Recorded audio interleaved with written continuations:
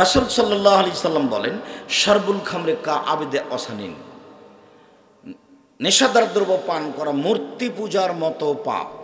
সরস্বতী, ভগবতী, কালী, দুর্গার পূজা করলে যেমন পাপ হয়, মদ খেলে তেমন পাপ হয়। কোনো পাপকে এইভাবে বলা হয়নি। চুরি করুক মহাপাপ, হাত কেটে নেওয়া হবে, কিন্তু সরস্বতী, ভগবতী, কালী, দুর্গার পূজা করার মতো নয়। সুদ খেলে মহাপাপ হবে, তবে সরস্বতী, ভগবতী, কালী, দুর্গার পূজা করলে যেমন পাপ হয় তেমন নয়। মানুষকে হত্যা করলে মহাপাপ হয়, এতিমের সম্পদ খেয়ে নিলে মহাপাপ হয়, কিন্তু কালী, সরস্বতী, ভগবতী, কালী, দুর্গার পূজা করলে যেমন পাপ হয় তেমন নয়। কিন্তু মদ খেলে ওরই মতো পাপ হয়। কেমন মনে হচ্ছে না? কঠিন মনে হচ্ছে না? আবু হুরায়রা রাদিয়াল্লাহু তাআলা আনহু বলেন, রাসূল সাল্লাল্লাহু আলাইহি ওয়াসাল্লাম বলেছেন, সালাসাতুন, তিন শ্রেণীর মানুষ লা তাদখুলুল জান্নাহ, এরা জান্নাতে যাবে না। এক, মদমিনুল খামর, যারা নিয়মিত বিড়ি, তামাক, জর্দা, সিগারেট, গুল, নেশাদার দ্রব্য খায়, পান করে, তারা জান্নাতে যাবে না। হ্যাঁ বাচ্চা, এই ছেলে বসো। কিছুক্ষণ বাচ্চাকে বসিয়ে রাখবেন। আপনাকে আমি অনুরোধ করছি, দাঁড়িয়ে আছেন যারা, দয়া করে মুখে কথা বলবেন না। ধরেন যে আমি কথার মাঝামাঝিতে চলে এসেছি, আপনার দেখতে না দেখতে বক্তব্য শেষ হয়ে যাবে। আমি তো আর আব্দুল্লাহ বিন ফজল নই যে ভোর পর্যন্ত বক্তব্য দিব, অত বিদ্যাও নয়, অত বলতেও পারি না। তবে অল্প সময়ে আপনাকে আমি পরিবর্তন করতে এসেছি, আপনি একটু ধৈর্য ধারণ করেন, ইনশাল্লাহ আপনার কিছু না কিছু উপকার করবই করবো ইনশাল্লাহ। এটা আমার দৃঢ়তা, আপনার আমি কিছু না কিছু পরিবর্তন করবই করবো ইনশাল্লাহ। সম্মানিত দিনী ভাই বোন, তিন শ্রেণীর মানুষ জান্নাতে যাবে না। তার এক শ্রেণীর মানুষ যারা বিড়ি, তামাক, জর্দা, সিগারেট, গুল, নেশাদার দ্রব্য খায়, পান করে, তারা জান্নাতে যাবে না। হুজুর জর্দা খায় সেজন্য মাকরু বলেছে। মাকরু কিন্তু আরবি শব্দ, মাকরু মানে খারাপ। তো এখন যদি আপনি ফজরের সালাতে দেখা হয়ে বলেন, আসসালামু আলাইকুম হুজুর, আপনি খারাপ খান আর আমাদের ইমামতি করেন। খারাপ খায় মানে, এই যে আপনি বললেন যে জর্দা খাওয়া মাকরু, তো মাকরু মানে কি? মাকরু মানে হলো খারাপ। তো আপনি খারাপ খান আর আমাদের ইমামতি করেন, আপনি হুজুর মানুষ। হুজুর আপনাকে অনুরোধ করছি, জর্দা খেয়ে, গুল খেয়ে, তামাক খেয়ে নিজেকে মাওলানা বলার দরকার নাই। জাতিকে ফাঁকি দিয়ে সব কিছু করার দরকার নাই।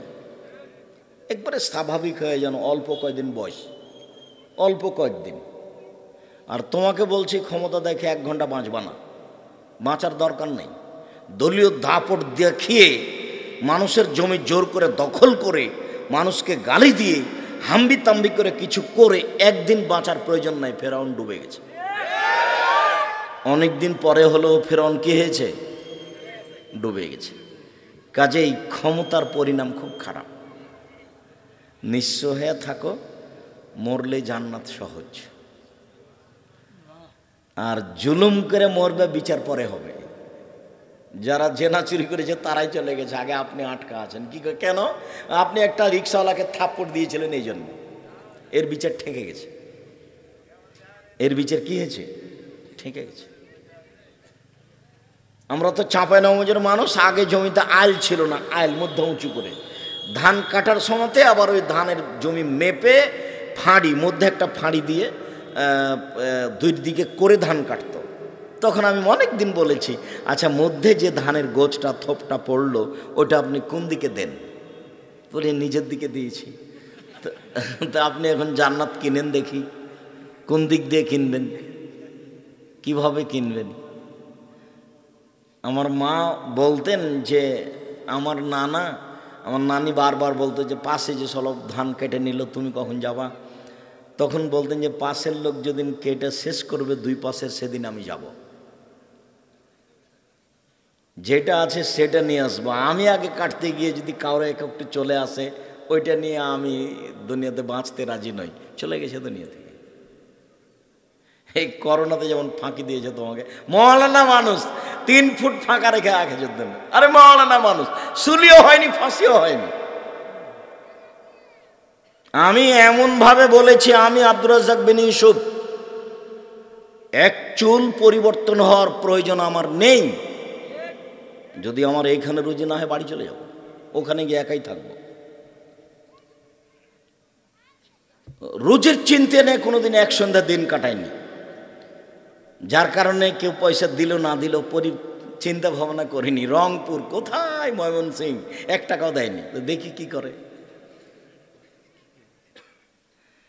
তবে আমাকে ফাঁকি দিয়ে লাভ কি? আমি জাতিকে ফাঁকি দিইনি, জাতিকে ফাঁকি দেওয়া প্রয়োজন মনে করি না। জাতির যদি রাস্তাঘাট করে দিতে না পারি, জাতির যদি স্কুল কলেজ করে দিতে না পারি, জাতিকে চূড়ান্ত সঠিক ধর্ম দিতে পারবো ইনশাআল্লাহ। ধর্মের ব্যাপারে জাতিকে ফাঁকি দিয়ে পরকাল হারাতে রাজি নই। তবে আমার স্বাদের কথা আমি বলেছি, আমার মনে বড় স্বাদ, আমি এ দেশের মাটিতে উন্নত মানের প্রতিষ্ঠান গড়বই ইনশাআল্লাহ, যেখানে ছেলেমেয়েরা বাংলা, ইংরেজি, আরবি উন্নত মানের শিক্ষা অর্জন করে জাতির অন্যায়ের বিরুদ্ধে লড়বে মুখে কলমে মিডিয়ায়। সেটাই হচ্ছে জামিয়া সালাফিয়া ডাঙ্গিপাড়া পাওয়া রাজশাহী, সেটা হচ্ছে জামিয়া সালাফিয়া রূপগঞ্জ নারায়ণগঞ্জ ঢাকা, সেটা হচ্ছে জামিয়া সালাফিয়া 6 মাইল বাবুগঞ্জ বরিশাল, সেটা হচ্ছে জামিয়া সালাফিয়া তেঘরা বিরল দিনাজপুর। আপনি 1 জানুয়ারিতে ছাত্র ছেলে মেয়ে পাঠানোর জন্য সিদ্ধান্ত নিতে পারেন। আমি জীবন বাজি রেখে চেষ্টা চালিয়ে যাচ্ছি দেশ বিদেশের শিক্ষক দিয়ে। মাসিক আল ইতেসাম পত্রিকার পিছনে আমি জীবন বাজি রেখে চেষ্টা চালিয়ে যাচ্ছি। জামিয়া সালাফের মুখপাত্র পত্রিকা মাসিক আল ইতেসাম পত্রিকা, যাতে 12 জন শুধু মুফতি আছে। জামিয়া সালাফের শিক্ষকের বেতন আছে 10,000 থেকে নিয়ে 70,000 পর্যন্ত। ওদের পিছনে 80-90 হাজার টাকা খরচ হয় প্রতি মাসে। ওদের জন্য থাকা ভিন্ন, ওদের খাওয়া ভিন্ন, ওদের বাবুর্চি ভিন্ন। দেশ বিদেশের বাইরের শিক্ষক অনেক আছে, বহির্বিশ্বের। সম্মানিত দিনী ভাই বোন, বলছিলাম চুপ বসে আছে এ কথা নয়, তবে যেহেতু আমরা সাধারণ মানুষ, কাজে আপনাকে 1 নম্বরে দুয়াতে শরীক হতে হবে, আল্লাহ তুমি জামিয়া সালাফে কবুল করো। 2 নম্বরে 10 টাকা হলেও জামিয়া সালাফে অংশগ্রহণ করতে হবে, জান্নাত কিনবই। আমি বক্তব্যে বলেছি, পতিতালয়ের মহিলা যদি কুকুরকে পানি পান করে জান্নাত পেতে পারে, জামিয়া সালাফিয়াকে ভালোবাসা দেখালে আপনার জান্নাত হবে ইনশাআল্লাহ। এখানে কোনো দলীয় ক্ষমতা নেই, এখানে কোনো সাংগঠনিক ক্ষমতা নেই, এখানে কোনো শিরকি ক্ষমতা নেই, কোনো বিদাতি ক্ষমতা নেই।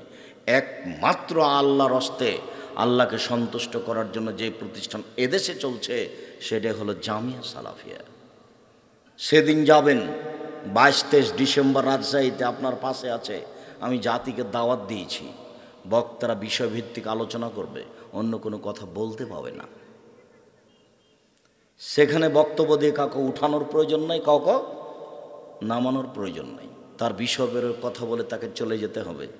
22-23 ডিসেম্বর এখানে আপনার বাড়ির পাশে।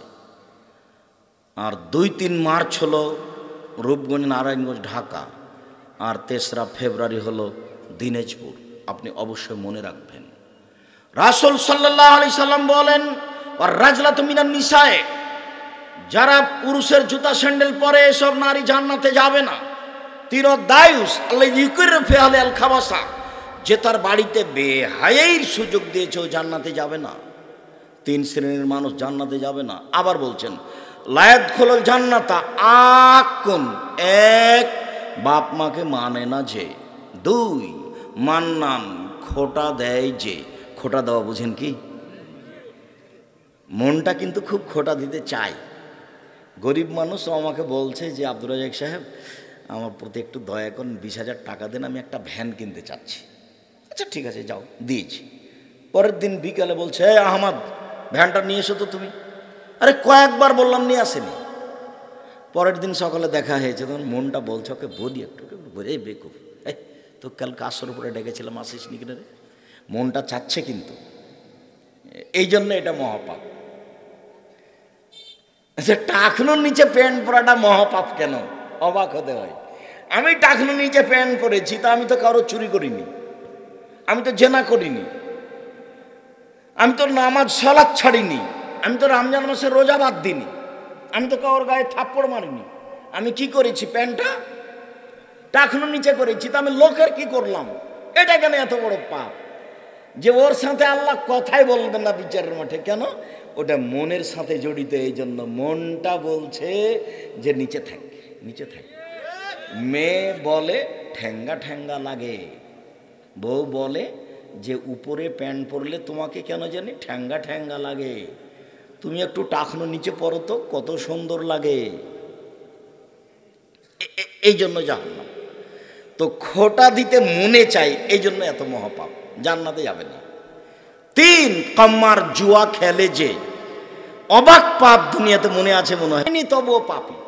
তার একটা হচ্ছে কেউ যদি কাউকে বলে আসে জুয়া খেলি, খেলেইনি, খালি কি বলেছে আসো খেলি, তাতেই কাফারা দিতে হবে, 10 জন ফকিরকে 100 কেজি করে চাউল দিতে হবে। আর একটা পাপ আছে জেনা করেনি, একজন মহিলা সাজগোজ করে পুরুষের পাশ দিয়ে হেঁটেছে, আল্লাহ নবী বলছেন ও ব্যভিচারণী, ও ব্যভিচারণী, ও ব্যভিচারণী, অথচ জেনাও করেনি। পাপগুলোর গতি এরকম। মুআয ইবনে জাবাল রাদিয়াল্লাহু তাআলা আনহু বলেন, রাসূল সাল্লাল্লাহু আলাইহি সাল্লাম বলেছেন, ইন্না বাদা হাযাল আমরা বিনবুওয়াতিনা রাহমা, নেতৃত্ব শুরু হয়েছে নবী দিয়ে ও দয়া দিয়ে, সুম্মা ইয়াকুনু খেলাফাতানা রাহমা, তারপর নেতৃত্ব শুরু হয় খলিফা দিয়ে ও দয়া দিয়ে, তারপর মুলকান আজুজান জোরজার মুল্লুক তার, তারপর নেতৃত্ব শুরু হয় ওতুয়ান, জোর করে জাবরিয়াতান, সে নেতা হবেই, জোর করে হবে, মেরে টাকা দিয়ে হত্যা করে হবে। এমন মানুষের চরিত্র হবে 4টে। 1 ইস্তাহিলুল হারিরা, এরা রেশমি কাপড়কে হালাল মনে করবে। 2 অল খমুরা, এরা নেশাদার দ্রব্য পান করাকে হালাল মনে করবে। 3 অল ফরুজা, এরা জেনাকে হালাল মনে করবে। নেশাদার দ্রব্য পান করা বড় পাপ নয়, খুব সাবধান থাকবেন।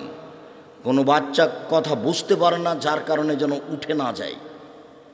আর আপনি আমাকে দয়া করে কোনো প্রয়োজন দেখাবেন না, পেশাব পায়খানার প্রয়োজন থাকলে একটু থামেন। আর তোমরা যারা দেখছো তারা মোটর সাইকেল যেন পাশে কেউ স্টার্ট না দেয়। তোমরা যারা অন্তত 40টা ছেলেকে এখানে পাহারা দিতে হবে, পিপিলিকা যেন সামনে দিয়ে পার হতে না পারে। মোটর সাইকেলকে তুমি ঠেলে ওই দিকে নিয়ে যাও, 100 গজ 200 গজ দূরে গিয়ে মোটর সাইকেল স্টার্ট দিতে হবে। আমার একটা বাক্যের দামে 1 কোটি টাকা, এর হিসাব দেওয়া অত সহজ নয়। যারা রাস্তাঘাটে দিনরাত ঘুরে, যারা দোকানে আড্ডা পিটে, তারা এইসব বাক্যকে মূল্যায়ন করতে পারবে না। এটা সহজ নয়, আপনাকে কিছুক্ষণ অপেক্ষা করতে হবে, তাহলে এটার জন্য সহজ। 4 শ্রেণীর মানুষ জান্নাতে যাবে না। 1 বাপ মাকে মানে না যে, 2 জুয়া খেলে যে, 3 খোটা দেয় যে, 4 নিয়মিত বিড়ি তামাক জর্দা সিগারেট গুল নেশাদার দ্রব্য খায় পান করে যে, এই 4 শ্রেণীর মানুষ জান্নাতে যাবে না। রাসূল সাল্লাল্লাহু আলাইহি সাল্লাম বলেন, যারা জোর করে নেতা হবে তাদের স্বভাব হবে 4টে। 1 তারা রেশমি কাপড় পরবে। 2 তারা নেশাদার দ্রব্য পান করবে। 3 তারা জেনা করবে। 4 তারা দৈনন্দিন ধনী হয়ে যাবে, মানুষের অর্থ সম্পদ লুটে নিবে, এই ব্যাপারে সহযোগিতা পাবে, তার মামলা টিকবে না। তার বিরুদ্ধে মামলা করে তার মামলা আপনি টিকাতে পারবেন না। দলীয় দাপটে সে ব্যাংকের মালিক হয়ে যাবে, কোটি টাকা লোন নেওয়ার পরে মাফ হয়ে যাবে। এই কথা আমি বলিনি, এই কথা রাসূল সাল্লাল্লাহু আলাইহি সাল্লাম বলেন।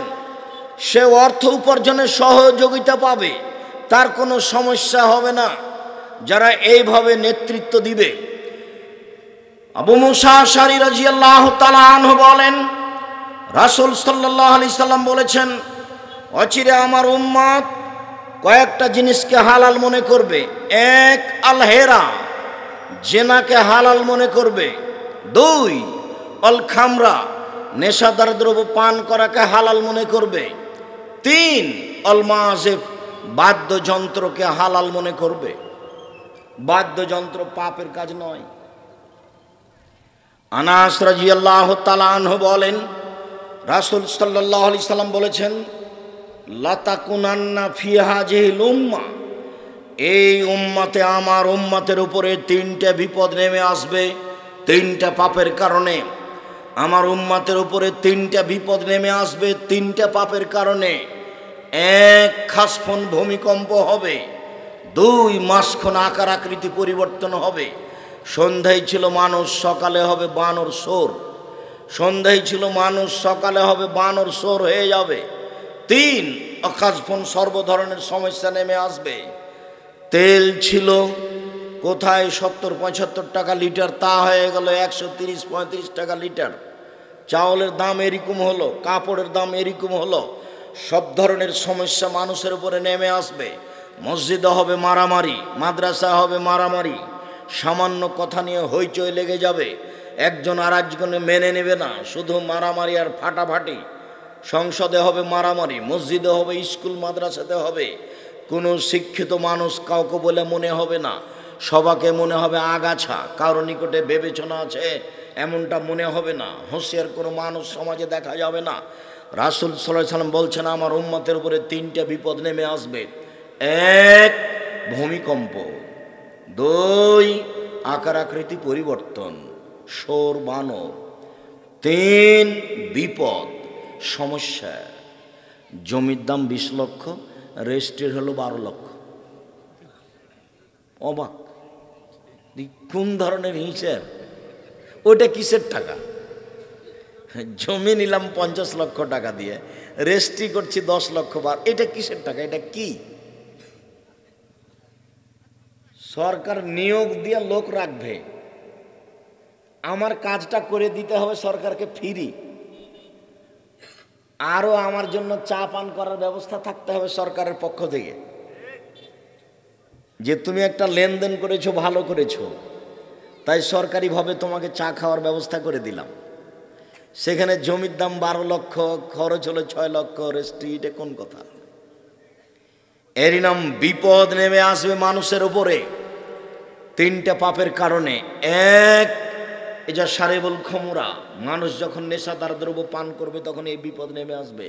2, জাহারাতুল কায়নাত, মেয়েরা যখন নাচবে, সব মোবাইলে মেয়ে নাচে, সব ঘরে মেয়ে নাচে, সব দোকানে মেয়ে নাচে। রাসূল সাল্লাল্লাহু আলাইহি সাল্লাম বলছেন, মেয়েরা যখন নাচবে। 3, জারাবুল মাজিব, যখন বাদ্যযন্ত্র প্রকাশ পাবে, সব মোবাইলে বাজনা বাজে, প্রায় সব দোকানে বাজনা বাজে, প্রায় সব ঘরে বাজনা বাজে। 5 তলা একটা ভবন, 30টা রুম রয়েছে, 25টা রুমে টিভি আছে, সব সময় ল্যাংটা মেয়ে নাচছে, সব সময় বাজনা বাজছে।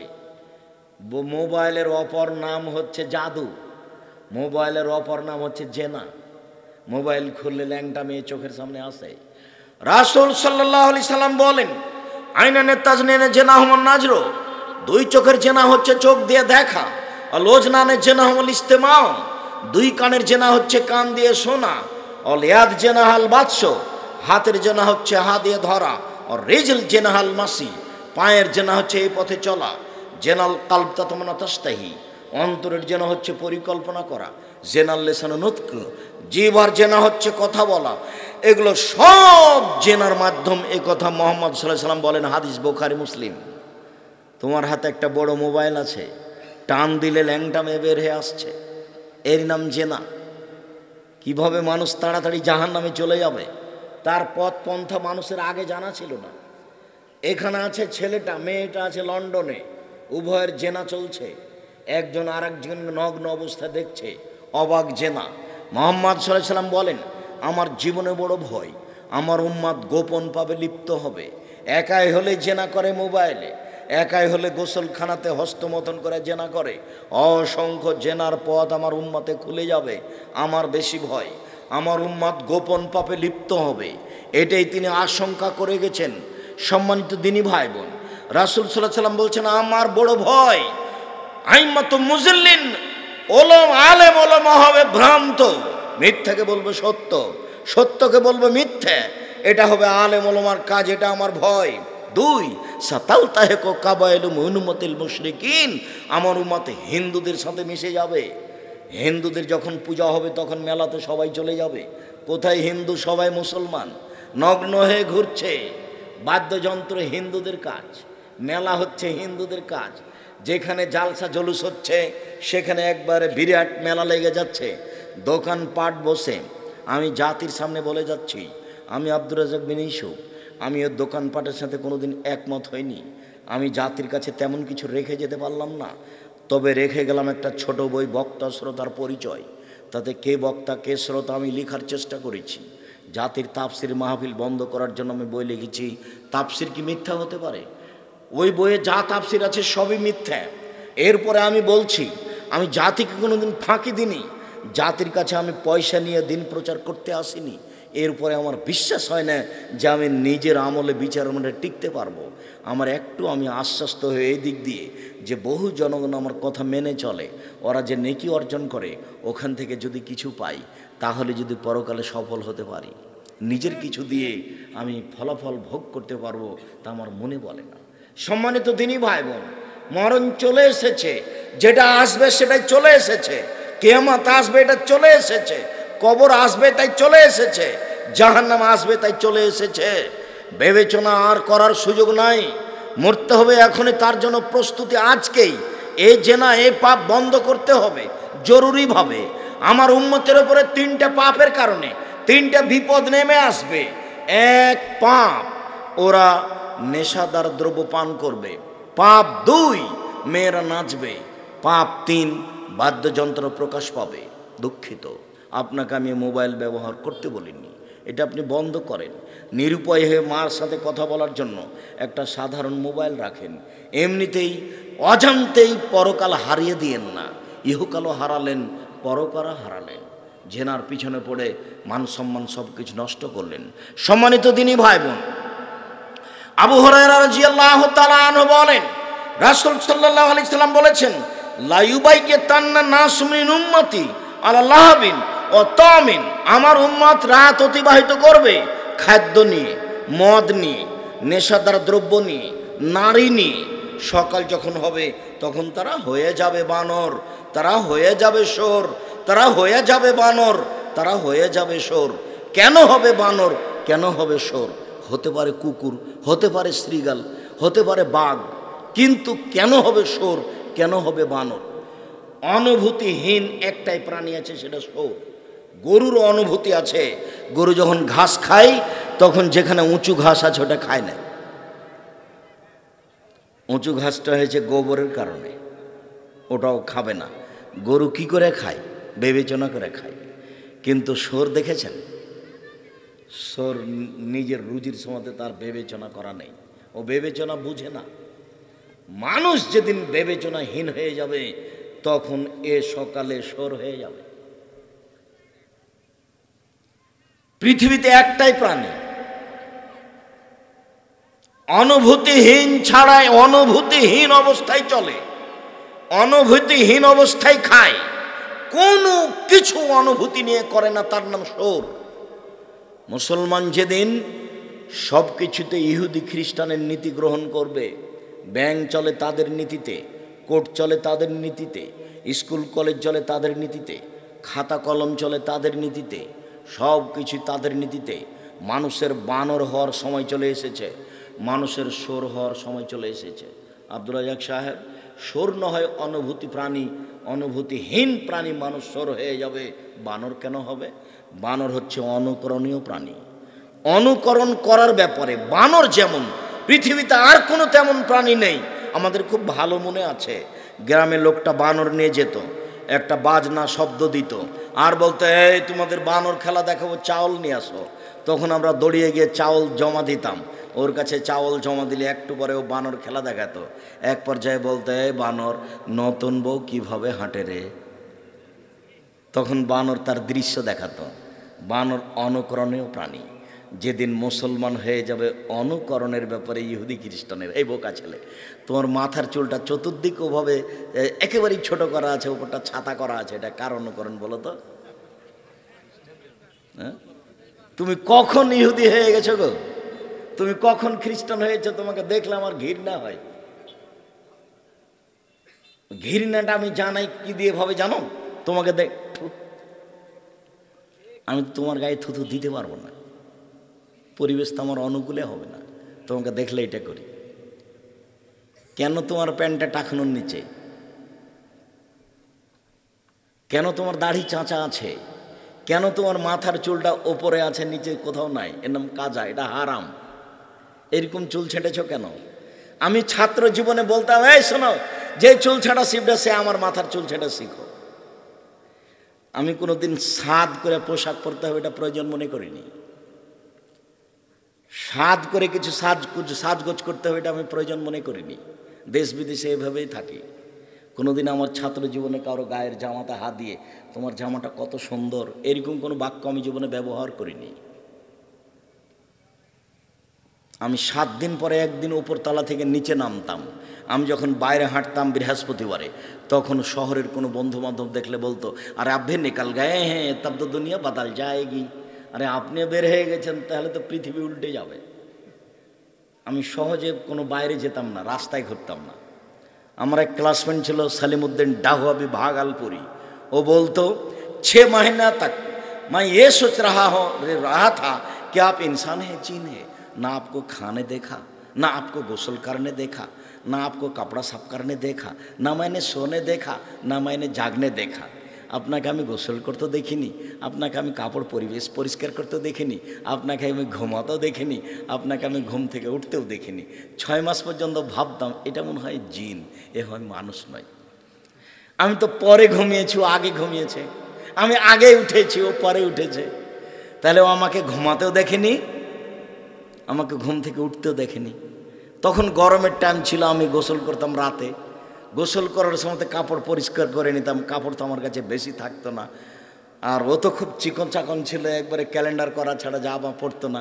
আর জামা খুলে অজু করতো যাদের ভাঁজ না হয়, অজু করার পরে জামা পরতো। সালিমউদ্দিন ডাহুয়াবি ভাগলপুরি, তার কথাগুলি আমার খুব দিনের মতো মনে হচ্ছে। 1987 সালের ঘটনা নকল করছি। আরেকজনের দেখে নিজেকে হারাবেন না, বানভাসী হয়ে ভেসে যাবেন না। কারো মাথার চুল কেমন ছাটা দেখে ওরকম করবেন না।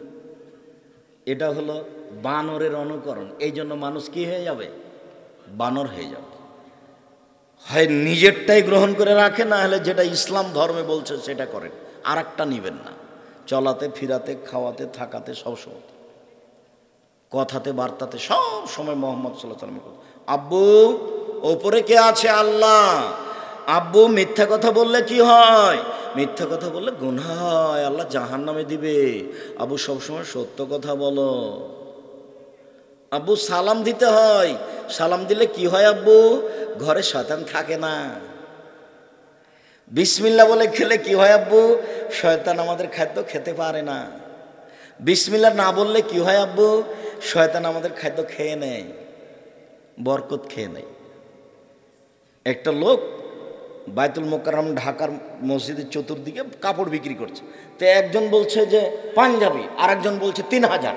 তো ওটা দাম কিন্তু 300।